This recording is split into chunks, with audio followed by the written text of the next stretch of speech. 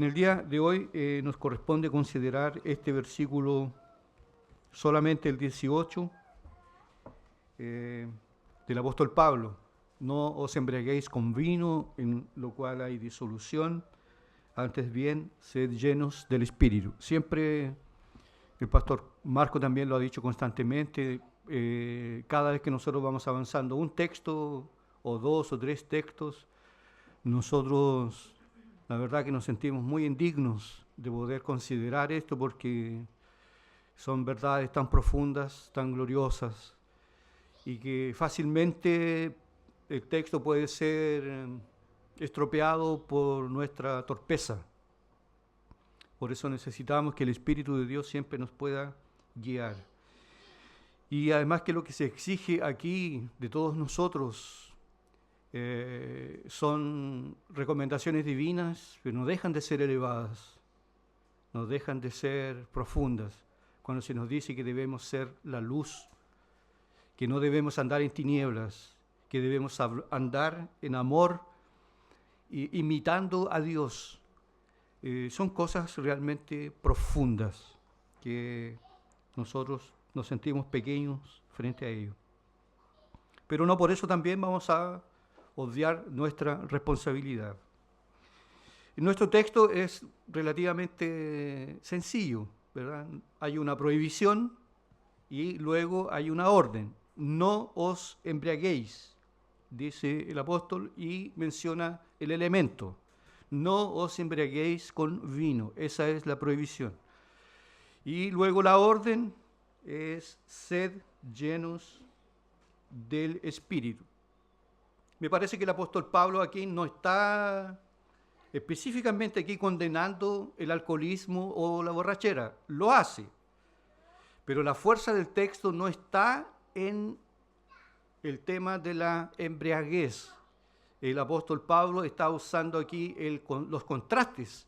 En todo el capítulo 5 está usando los contrastes entre la diferencia entre la vida antigua y la vida nueva. El texto anterior, tenemos siempre este dualismo en esta carta. Por ejemplo, dice, mirad con diligencia cómo andéis, no como necios, sino como sabios. Y aquí luego dice, así que no se embriaguen con vino, porque va a pasar esto. Embriáguense con el Espíritu de Dios. A pesar de que el apóstol Pablo, la fuerza de su prohibición no recae sobre la embriaguez en sí, sino en ser llenos del Espíritu, obviamente que es necesario también considerar que lo que dice el apóstol Pablo no es menos cierto.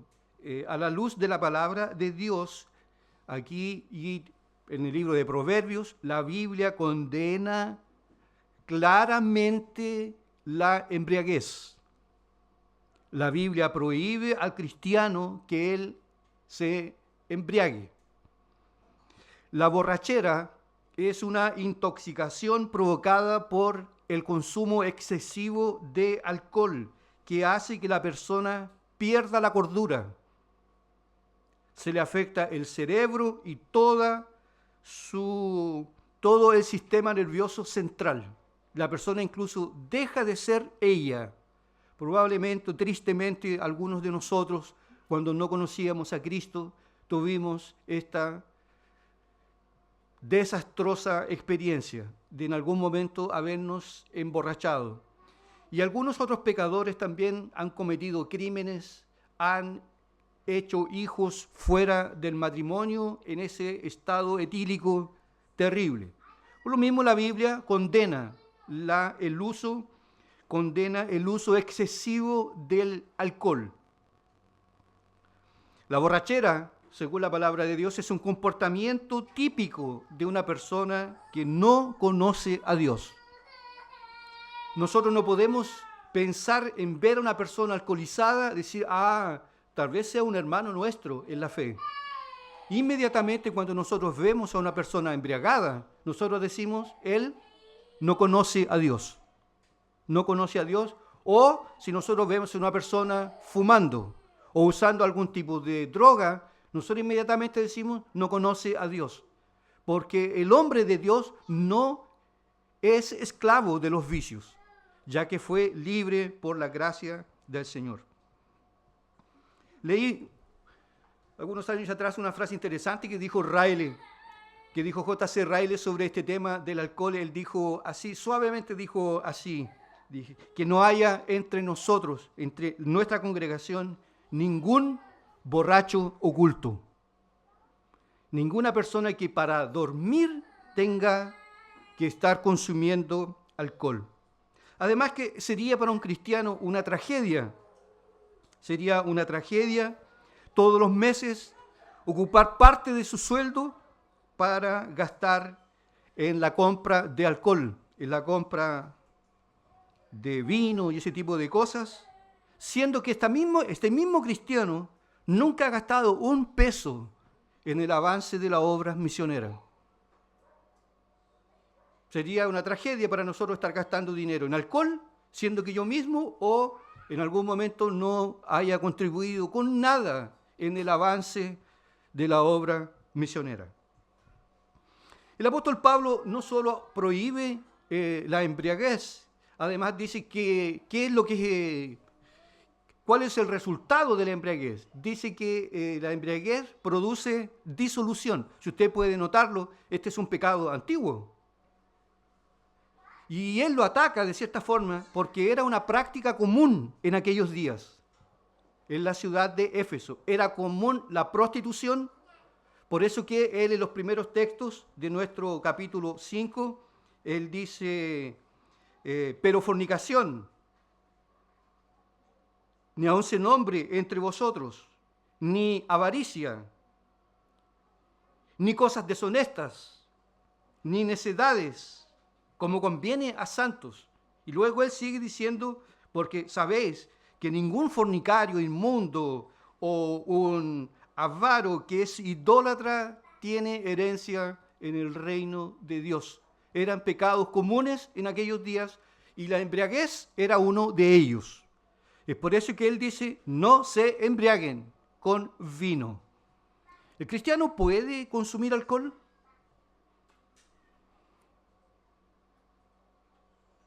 Moderadamente, pero no deja de ser peligroso. Por eso que nosotros decimos el alcohol, el vino, es un buen siervo, pero un pésimo señor. Si en un pescado frito, en un mariscal, en mi casa, no de manera pública, tal vez lo pueda hacer, pero con mucha prudencia. Con mucha prudencia se puede. También hay que tomar todos los cuidados debidos. No puedo hacerlo si hay alguien que es débil en la fe, que puedo escandalizar a un hermano por causa de una botella de alcohol. Pero la Biblia es clara. El exceso, no solamente en el alcohol, sino en todas las áreas de la vida, todo lo que se hace en exceso, produce dependencia, es un ídolo, es pecado delante de Dios. Así que el vino es un buen siervo, pero un pésimo señor. Luego, podríamos tratar nosotros esta figura que utiliza el apóstol Pablo, esta figura de lenguaje, la podríamos utilizar para aplicar ciertas enseñanzas que tienen relación con la orden que él luego da después. Dice, no se embriaguen con vino, porque hay disolución. El vino denigra al ser humano, lo avergüenza, lo rebaja. La embriaguez, la borrachera, hace que el hombre se vea vil. Muchos pecados, muchos crímenes han sido cometidos en este mundo por causa del exceso del consumo de alcohol. Por eso dice, no se embriaguen, porque hay disolución. Y ahí dice, más bien ustedes deben llenarse del Espíritu de Dios. Si nosotros tuviéramos aquí frente a nosotros, entonces, a una persona alcoholizada, a una persona embriagada, vamos a ver que hay ciertas ciertas semejanzas entre un borracho y un cristiano lleno del Espíritu Santo. Van a haber algunas semejanzas y también vamos a ver algunas diferencias entre un alcohólico y una persona que está llena del Espíritu Santo. Por ejemplo, ¿cuáles son algunas semejanzas de una persona alcoholizada con un creyente? ¿En qué se parecen?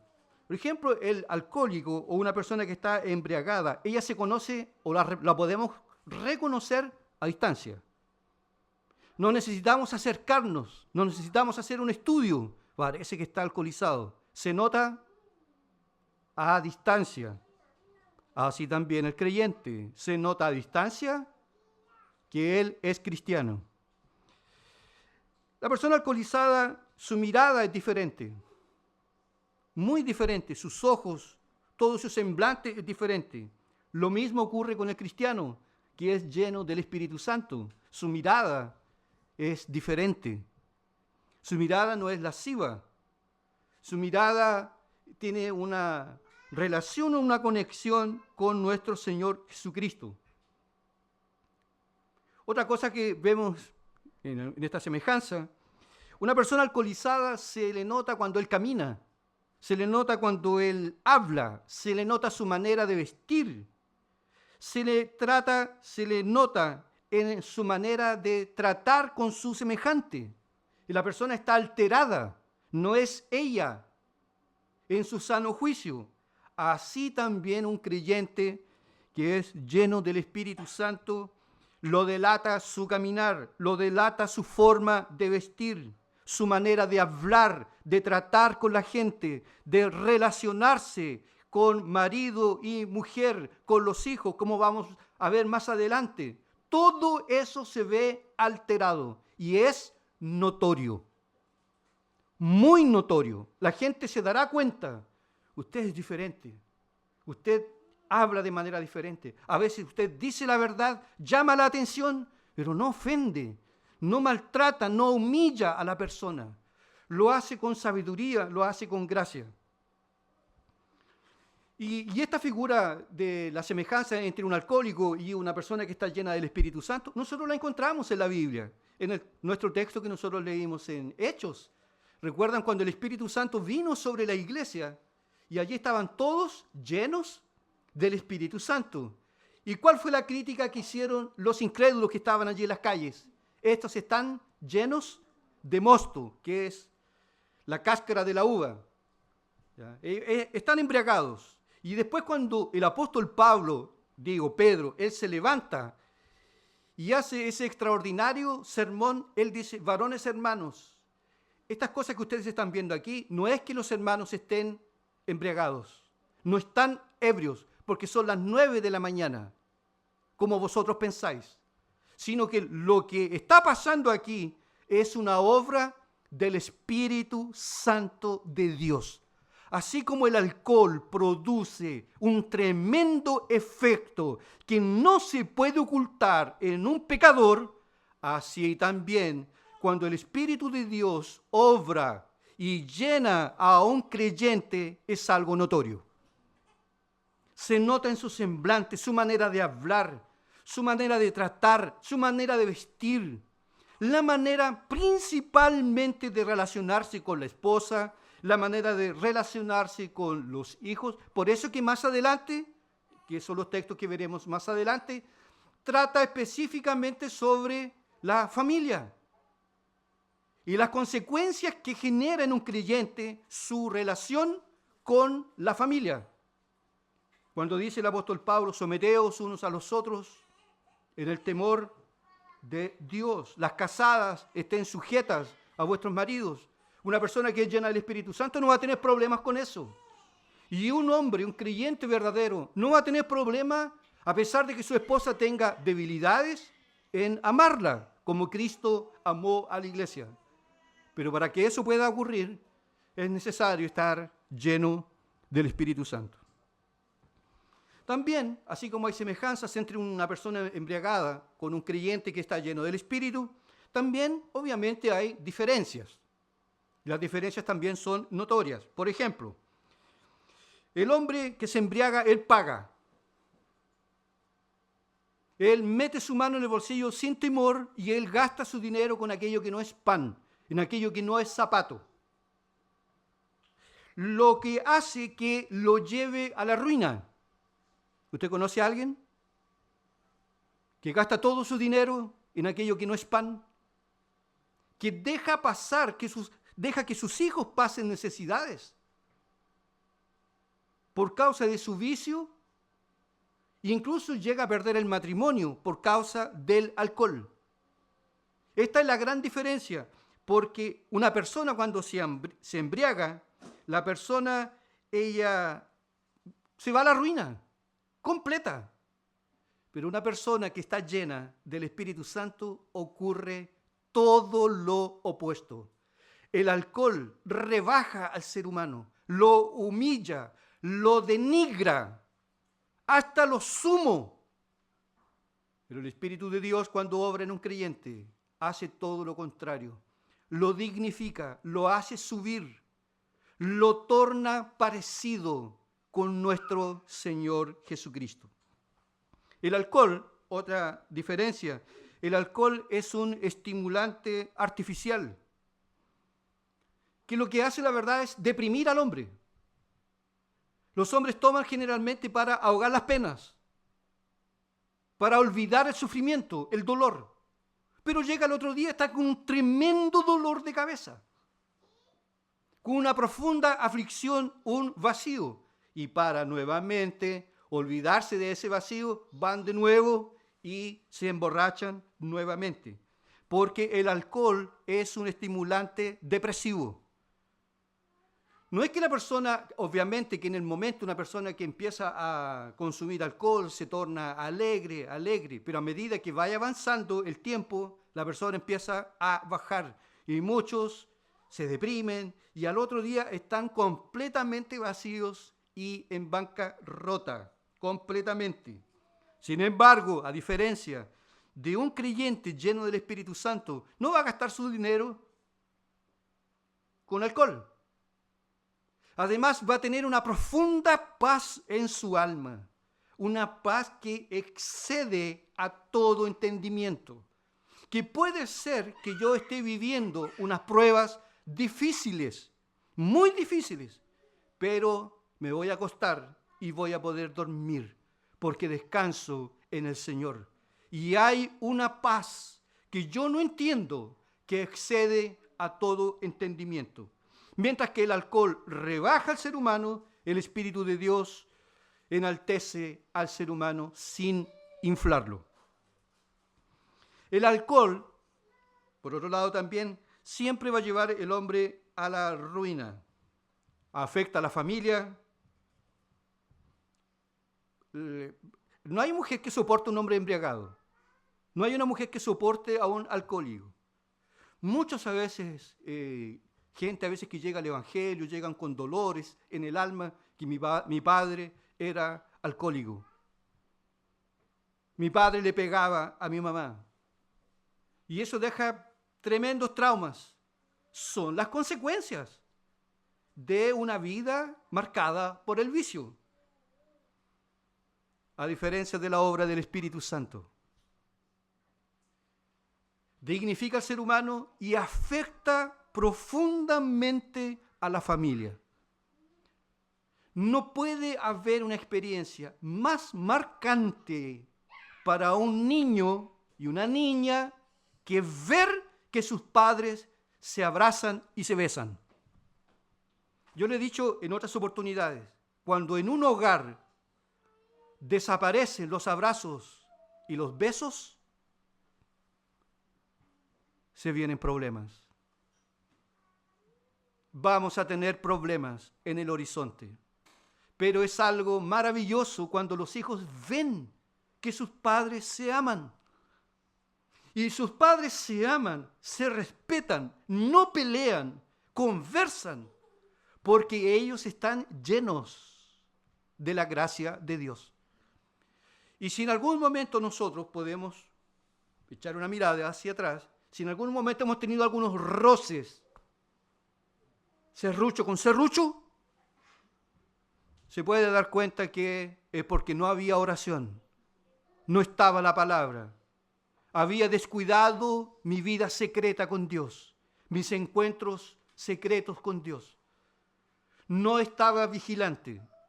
Y eso ocurre, obviamente, porque nosotros somos pecadores. Pero cuando el Espíritu de Dios nos toca, la primera persona que va a ser beneficiada va a ser la esposa.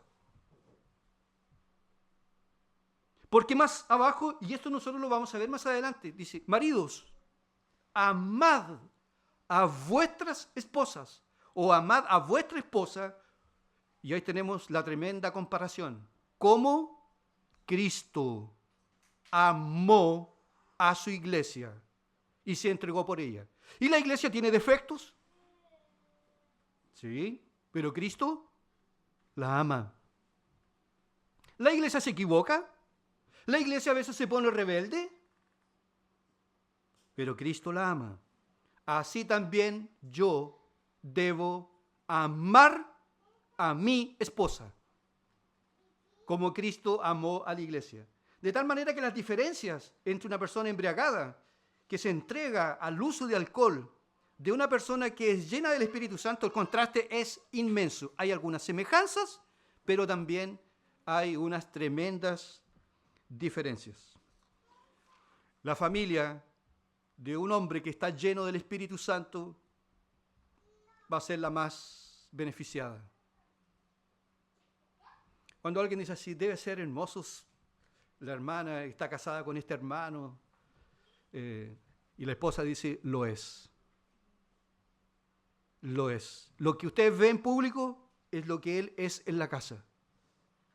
Es tranquilo, sin dejar de ser firme. Es manso, no menso. Es protector, ama a la familia y hace todo para facilitarme la vida.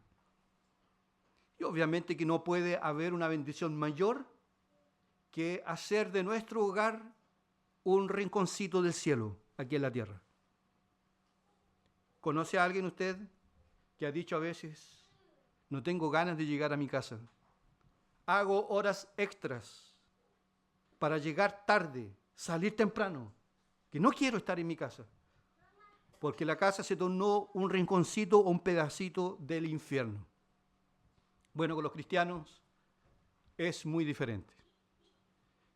Pero para que esto ocurra, hay que estar lleno del Espíritu. Y eso es lo que a nosotros nos falta. Es por eso que a veces tenemos tantos problemas en la familia o en las familias, porque él, el lindo, está fallando. Él no se está llenando del Espíritu. Y ella, por otro lado, la misma cosa. Vamos a tener problemas. Y lo puede anotar esto. Un matrimonio cristiano no está blindado por la gracia de Dios. No es inmune a los problemas. Es que nosotros somos cristianos y nos vamos juntos hasta la muerte. ¿Conoce usted a un matrimonio cristiano que haya naufragado? ¿Que hayan tenido que llegar a los tribunales para pedir un divorcio? Porque no se entienden. Eso no ocurrió de la noche a la mañana. Fue una historia de vida lejos del centro de la voluntad de Dios. Para terminar, el apóstol Pablo dice así, no se embriaguen con vino, porque hay disolución, hay despilfarro, hay libertinaje. No se embriaguen con vino, embriáguense o llénense con el Espíritu Santo de Dios. Y aquí hay una cosa que me llama muchísimo la atención.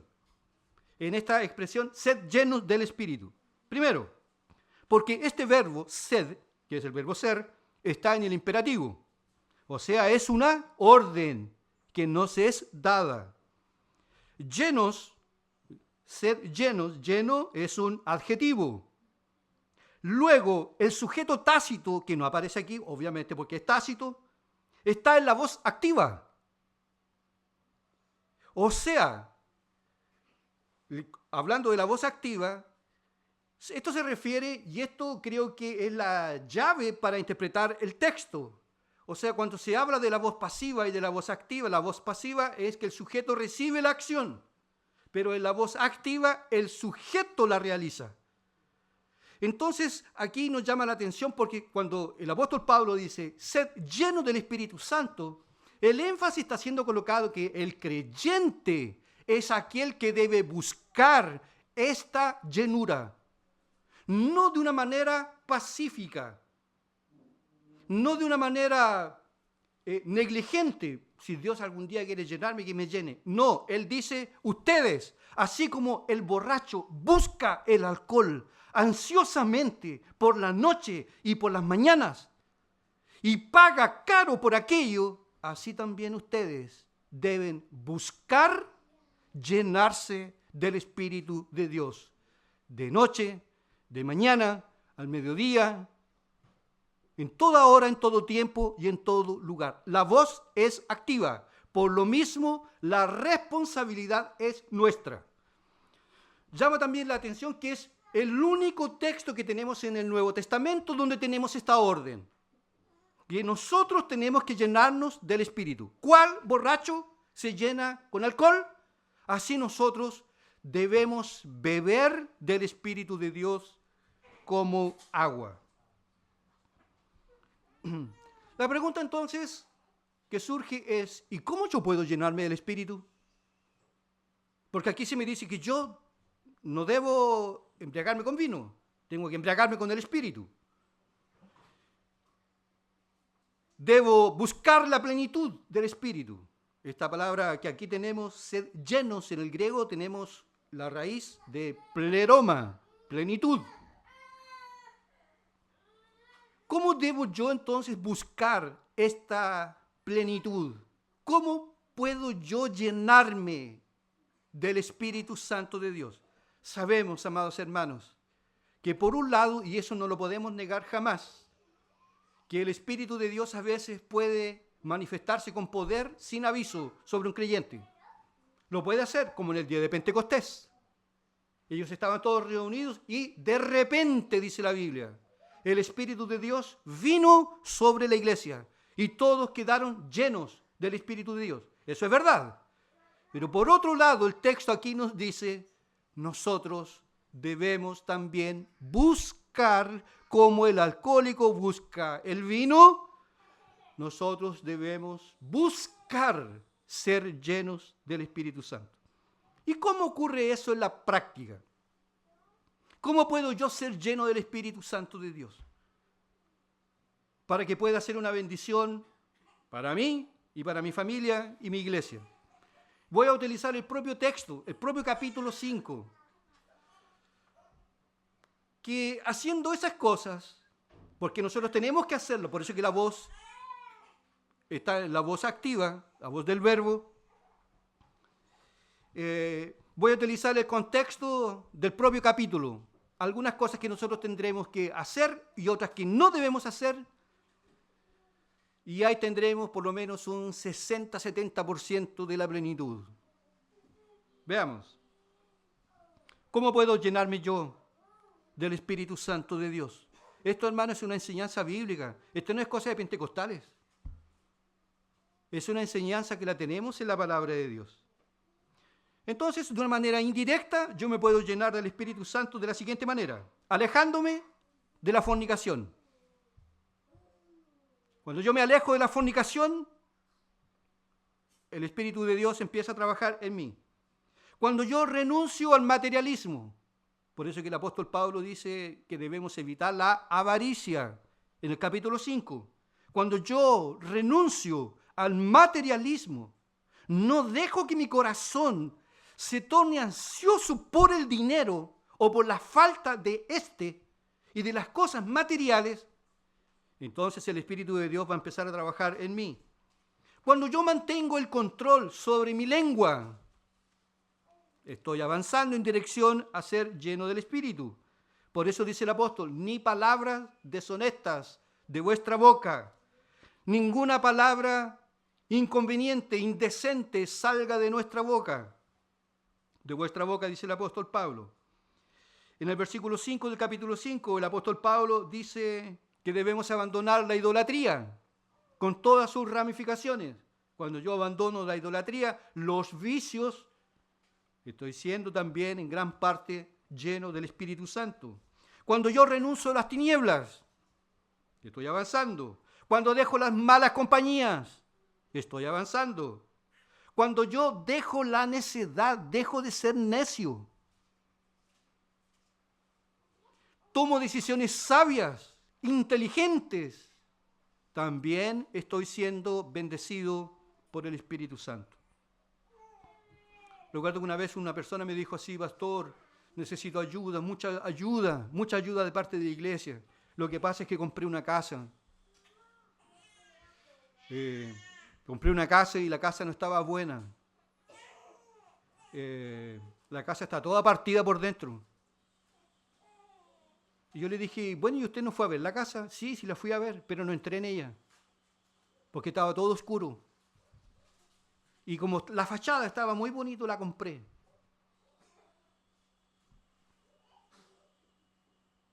Sabios. Cuando nosotros dejamos la necedad y somos sabios, y para ser sabios a veces es necesario pedir consejo. Pedir consejo, nosotros vamos a ir avanzando en dirección a la plenitud del Espíritu. En un sentido positivo, también podemos decir que nosotros podemos ir siendo llenados o llenándonos del Espíritu de Dios a medida que nosotros somos imitadores de Dios. Por eso el capítulo 5, versículo 1 dice: sed pues imitadores de Dios como hijos amados. Cuando nosotros andamos en amor, también estamos avanzando. Cuando nosotros damos gracias a Dios por todo, también estamos avanzando. ¿No es terrible estar al lado de una persona que reclama por todo? Hoy que hace frío, nublado, tanto calor que hace, tan cara que están las cosas, tan caro que está todo. Así como que si fuera a evangelizar a una persona al borde del precipicio, capaz que los dos se tiren al precipicio. Después de un discurso así, todo está malo, todo. El apóstol Pablo dice: dando gracias a Dios por todo. ¿No es terrible, hermano, hablar con un reclamón? No, está tan cara. No, nosotros no comemos carne. ¿Y por qué son vegetarianos? No, es que está tan cara. Y más encima las carnes que se venden vienen llenas de grasa. Medio kilo de grasa y otro medio kilo de carne. No, muy caro, muy caro. No, los zapatos ahí nomás, porque nosotros los zapatos están muy caros. Reclama y reclama y reclama por todo, que es la música que le encanta al diablo. El apóstol Pablo dice: sed imitadores de Dios, andad en amor, den gracias a Dios por todo. Y en una enfermedad también, porque me frena y me enseña que yo no tengo el control sobre todas las cosas, ni siquiera sobre mi salud, y que todo depende de Dios. Todo depende de Dios. Viviendo como sabios, dice el apóstol. En este versículo, los anteriores, cuando dice: mirad pues con diligencia cómo andéis, no como necios, sino como sabio, inteligente, pero inteligente. Se casó bien, todo lo hace bien. Donde pone la mano está la bendición de Dios, tal cual José. Es que ese hombre está lleno del Espíritu de Dios. Me encanta hablar con personas así. Personas que tienen un toque celestial. Incluso hasta en los negocios. Las cosas que hacen con inteligencia, con temor. Dice el apóstol Pablo que también nos ayuda mucho a ser llenos del Espíritu Santo, buscando la voluntad de Dios, siempre con diligencia. Por eso dice el apóstol Pablo: no seáis insensatos, sino entendidos de cuál sea la voluntad del Señor. ¿Es la voluntad del Señor que hoy me quede en la casa? Bueno, vea pues la palabra. Hoy es el día del Señor. Este no es su día, es el día del Señor, comprobando siempre lo que es agradable delante de Dios. Y ahí tendremos medio camino andado para llenarnos del Espíritu. Sin embargo, también hay otros pasos sencillos que nosotros podemos dar. Y si lo hacemos, más estas cosas que encontramos en el capítulo 5, que usted la puede ver o rever nuevamente en su hogar, obviamente que nosotros andaremos embriagados, bajo la influencia del Espíritu. A tal punto que si la esposa dice hoy, ¿qué quieres comer? No te preocupes, haz lo que quieras. Todo lo que haga está bien. ¡Wow! ¿Qué hombre es este? Paciente, manso y humilde. Mira la comida que me hicieron, más encima está helada esta cuestión. Ahora vienen algunas cositas que nosotros tenemos que hacer. De lunes a lunes. La oración. Es imposible ser llenos del Espíritu de Dios si nosotros no oramos. Si nosotros no tenemos estos retiros diarios en la presencia del Señor. Es que yo tengo hijos pequeños, entonces me cuesta. Pues aconséjese con Susana Wesley, que tenía 19 hijos. El pastor Gabriel no es nada. Con sus 7 hijos. 19 hijos. Susana Wesley. Y oraba 2 horas diarias. Mujer piadosa, transformada. Si nosotros queremos realmente ser llenos del Espíritu Santo, tenemos que ejercitarnos en la oración. Diariamente. Allá mi marido, su horario, el momento que yo como mujer o yo como hombre, voy a tener un momento a solas con Dios. Y para que usted tenga solamente un parámetro, solamente una pequeña idea de cómo esto funciona, Jesús le dijo a sus discípulos en materia de ¿y cuánto debo orar? Porque alguien dice, no, yo oro todos los días. Señor, bendíceme, guárdame, protégeme. En el nombre de Jesús, amén. Ya, oremos todos los días. Hay 2 parámetros que deben ser usados sobre el tiempo. ¿Cuánto tiempo usted conversa con una persona de la cual está enamorado? ¿Ah? Cuando se le mueven aquí el estómago, estas mariposas que aparecen aquí. ¿Ah? ¿Cuánto tiempo usted gasta con una persona cuando está enamorado? ¿No se le va la noción del tiempo? ¿Ah? 4 horas. Como nada. Como nada. Otro parámetro. Jesús le dijo a sus discípulos, ¿no pudisteis vigilar conmigo? ¿Ah? ¿Cuánto tiempo? 1 hora. ¿No pudieron estar 1 hora en oración?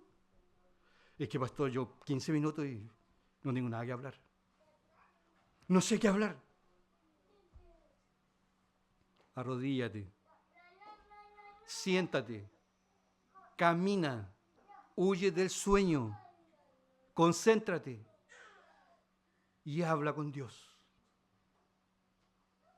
Habla con Dios hasta que la oración llegue al cielo. A través de la oración nosotros seremos llenos del Espíritu. También por medio de la palabra seremos bendecidos. ¿Se le han caído las lágrimas en algún momento leyendo la Biblia? ¿Se le han caído las lágrimas? O uno dice, oh, aburrido esto, ¿no? Éxodo, Levítico, Levítico, ¿para qué está Levítico en la Biblia? Es puro ripio esto, en una carretera. Me cansa tanta ley, si por aquí sí estamos libres de la ley, tanto nombre. ¿Para qué? Es la palabra de Dios. Y punto. Y eso no se cuestiona. Es como la mamá cuando le dice al hijo, come. Pero mamá, esta tortilla, come. O te vas a dormir. Ese es el método. Ay, no quiere comer. Acelga, entonces le voy a hacer vienesas. No, Señor. Así también nosotros debemos leer toda la palabra de Dios.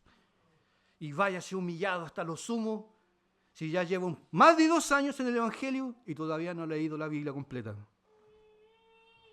Se dice por ahí que tanto la Biblia como el peregrino, Charles Spurgeon, lo había leído como 100 veces. Es por eso que cuando predicaba los textos, una ametralladora. Hermano, ¿puede usted recordar que sus momentos más dulces de la comunión con Dios, de su vida en general, han sido cuando usted ha estado cerca del Señor?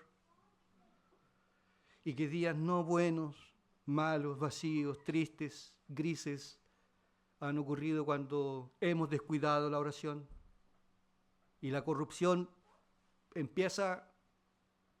La orden hoy es: no se embriaguen con vino, embriáguense con el Espíritu.